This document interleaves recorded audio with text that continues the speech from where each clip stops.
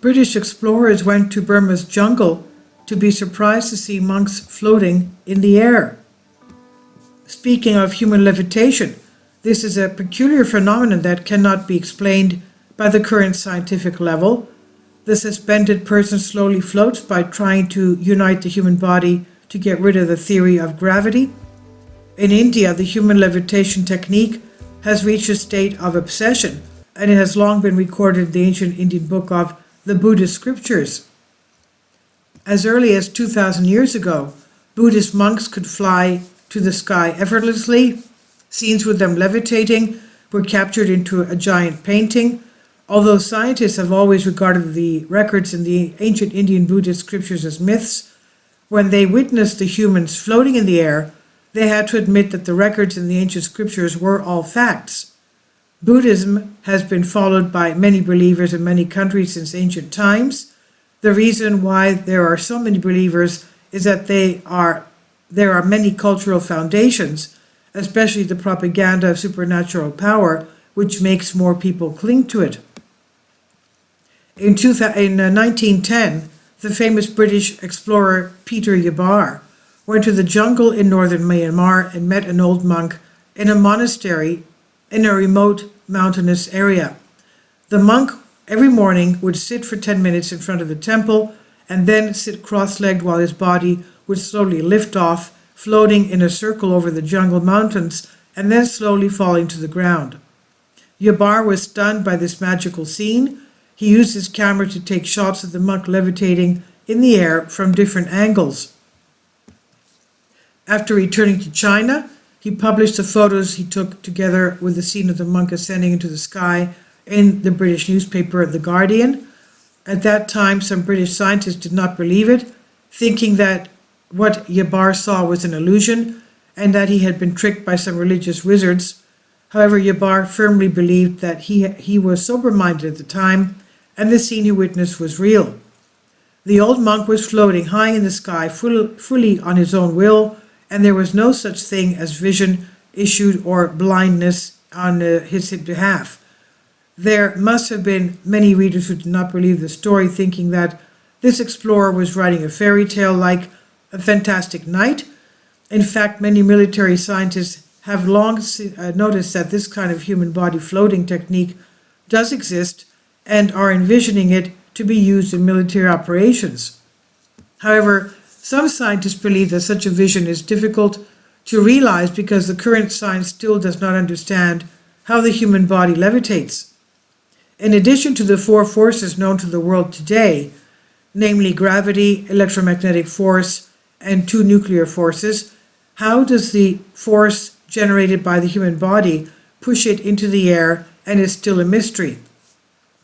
If the human body floating technique does exist, the principles of physics today will be completely overthrown. Of course, the current level of science can't explain all the peculiar phenomena in nature. In particular, the transcendence of yoga is more difficult to explain with scientific principles. Do scientists have to admit that the Buddhist scriptures are not myths?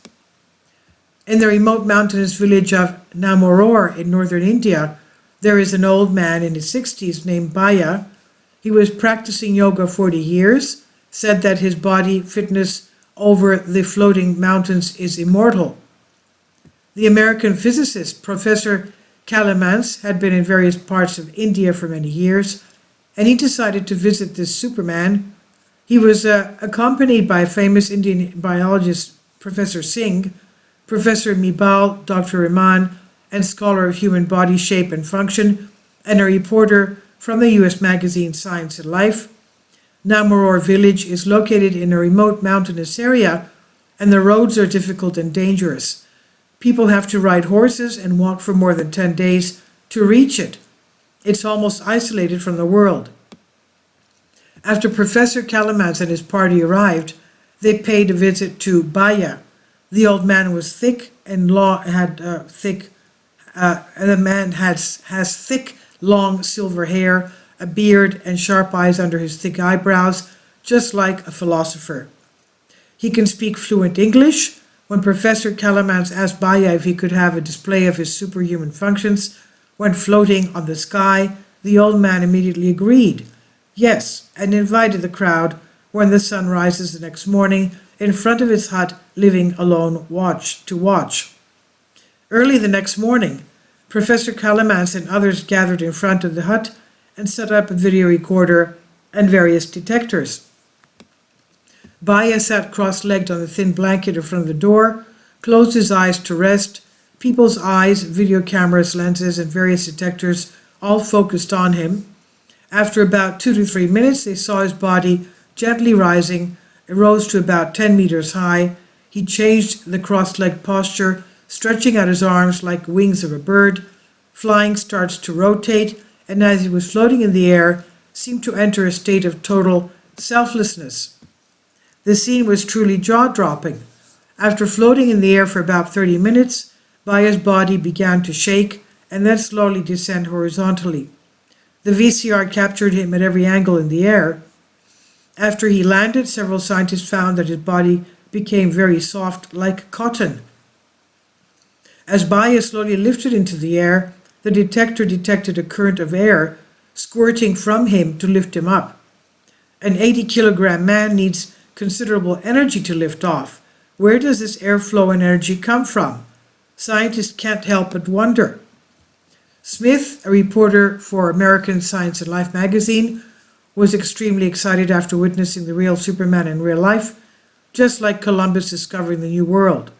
Smith proposed to pay a lot of money to Baya and tried to persuade him to come to the United States to perform. Baya politely turned down the heavy paid offer, and he said, "I am a devout Hindu and have practiced yoga for 40 years.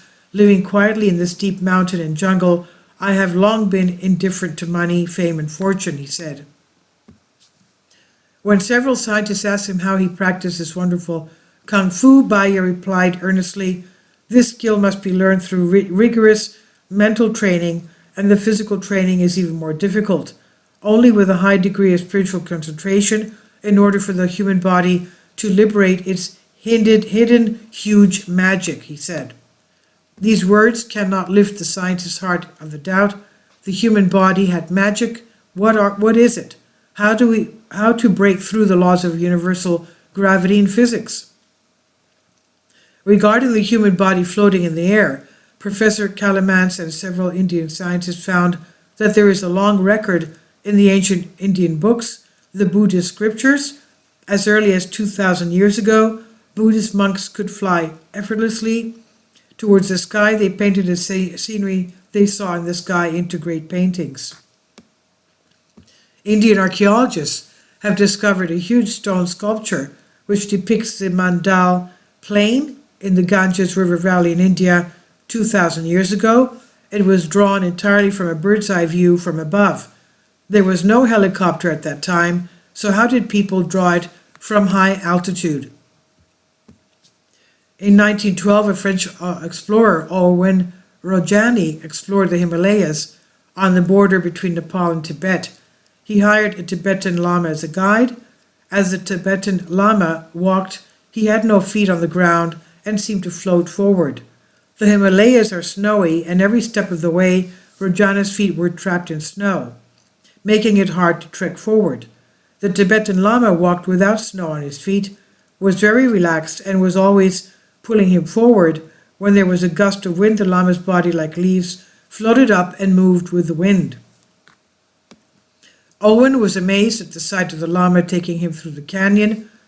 The gorge is about 200 meters deep and more than 100 meters wide. If you climb a mountain to cross it, it takes up most of the day. And it's very dangerous because there is no available road. You may fall into the canyon at any time. While Rojani was worried about the need to venture through the canyon, the Lama bent down and carried him on his back, asking him not to be afraid and close his eyes. Rojani suddenly felt his body float up and opened his eyes to look at him. He was stunned. The Lama was flying through the sky with clouds on his back. Crossing the canyon in just a few minutes, he could not believe that in this desolate, snow-capped mountain area, there should be such an amazing person.